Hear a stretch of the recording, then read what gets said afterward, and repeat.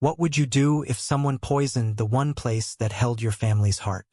In the quiet town of Willow Creek, nestled against the shimmering expanse of Lake Serene, our family's pasture was more than just land. It was a sanctuary, a living tapestry of memories woven through generations. My grandfather planted the first apple trees there, their gnarled branches still bearing fruit each fall. My mother taught me to skip stones across the lake's glassy surface, her laughter echoing over the water. For my daughter, Lila, it was where she chased fireflies on summer nights, her tiny hands glowing with wonder. This pasture wasn't just our sit, it was the town's pride. A shared haven where kids played, couples picnicked, and old folks found peace. Until Karen Hargrove came along. Karen moved to Willow Creek 2 years ago, her sleek SUV and designer sunglasses a stark contrast to our dusty pickup trucks and faded flannel. She bought the old Miller property, a sprawling estate just uphill from our pasture. And from day one, she made it clear she didn't belong. She'd scowl at kids cutting through her yard, complain about the church bells, and once called the sheriff on old Mr. Jenkins for letting his dog bark too early. Karen wasn't just unfriendly, she was a storm cloud, darkening every space she entered. But we didn't know the real damage she was capable of until it was too late. It started with whispers. Fishermen noticed the lake's water turning murky, a faint chemical tang lingering in the air. Lila came home one evening, her sneakers caked in an oily sludge she'd stepped in near the pasture's edge. I thought it was just runoff from a storm, but then the apple trees began to wither. Their leaves curled, blackened, and fell before autumn even arrived. The fireflies vanished. The lake, once a mirror for the stars, grew dull and lifeless. Something was wrong, and the town felt it in their bones. I'll never forget the morning I found it. I was walking the pasture with Lila, her small hand in mine, when we stumbled across a pile of barrels half buried in the reeds by the lake. They were rusted, leaking a viscous, rainbow-slick liquid that seeped into the soil. The smell hit me like a punch, acrid, unnatural, like gasoline and decay. Lila coughed, her eyes watering, and I pulled her away, my heart pounding. Someone had dumped toxic waste in our pasture, and I knew exactly who. Karen's property sat at the top of the hill, a straight path for runoff to flow down into our land. I'd seen her hauling barrels in her truck months earlier, dismissing my questions with a wave and a smirk. Just cleaning out the garage, she'd said. But this wasn't household junk. This was deliberate. I called the sheriff, and within hours the town was buzzing. Environmental officers swarmed the pasture, taking samples, cordoning off the lake. The results came back fast. Industrial solvents, heavy metals, chemicals banned decades ago. The pasture was poisoned, the lake contaminated, and our sanctuary was dying. The town rallied. We held a meeting at the community center, voices shaking with rage and grief.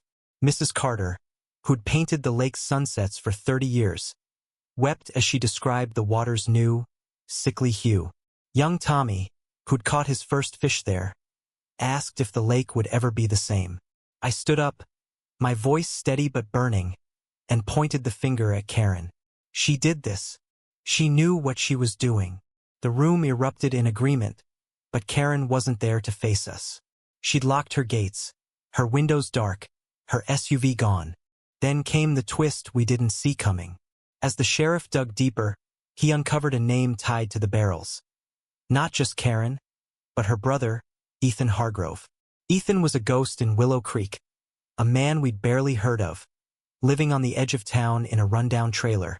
He was a chemist, fired from a factory years ago for cutting corners on waste disposal. The barrels bore the logo of his old employer, and records showed he'd been sneaking them onto Karen's property for months. Karen wasn't just negligent, she was complicit, letting her brother use our pasture as a dumping ground to save a buck. The betrayal stung deeper. It wasn't just one outsider against us. It was a calculated scheme, a family affair that choked the life from our land. The legal battle was swift and brutal. Karen and Ethan tried to dodge blame, hiring a slick lawyer who claimed the barrels were old relics from the Miller estate. But the evidence was ironclad. Chemical traces on Karen's property, tire tracks matching her truck, and even a grainy security video from Mr. Jenkins' porch showing Ethan unloading barrels at night. The court didn't waver. Karen was fined $200,000, a sum that left her pale and silent in the courtroom. Ethan faced jail time, his chemist's license revoked. Both were ordered to fund a full cleanup of the pasture and lake, a process that would take years and millions more than their fine.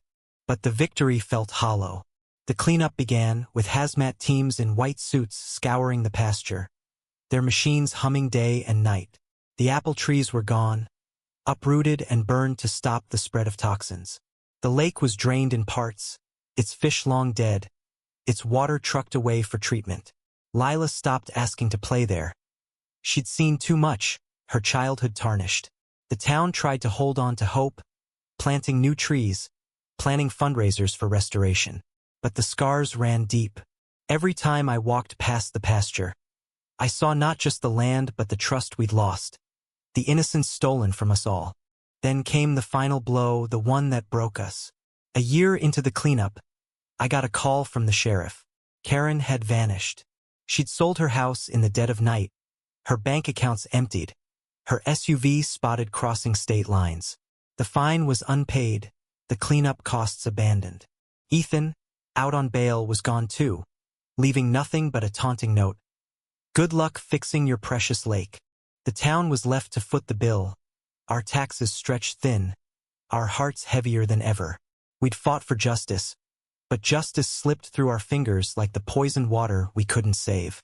I stood by the lake one evening, Lila at my side, the sunset casting a weak glow over the barren pasture. Will it ever be the same, Dad? She asked, her voice small. I wanted to lie, to promise her fireflies and apple trees and clear water. But all I could do was hold her close, the weight of our loss pressing against my chest. We'd fought for our home, for our memories, but some battles leave you with nothing but ashes, no matter how hard you fight. Nd.